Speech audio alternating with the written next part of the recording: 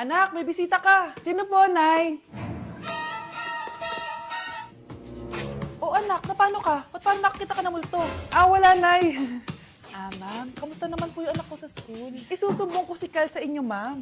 Ma'am, bakit? May ginawa ba siya? Yang anak mo kasi, ano po, ma'am? Napakagaling, oo. Masipag at matalino yan sa school, ma'am. Opo, tama, Nay.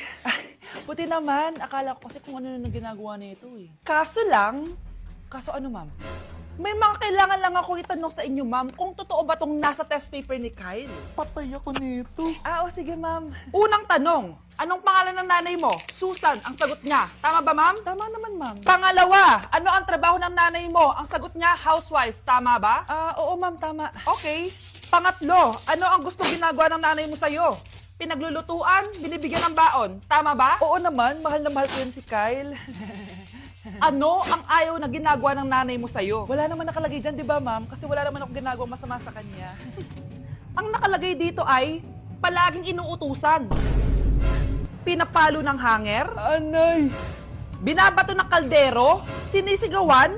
Minumura. At pinapalayas. Tama ba, ma'am? Walang iya ka, anak. Halika rito. Nay, wag po! Pinapalo pala kita ng hanger, ha? Halika rito, matatamaan ka sa akin. Nay, test paper lang yan eh!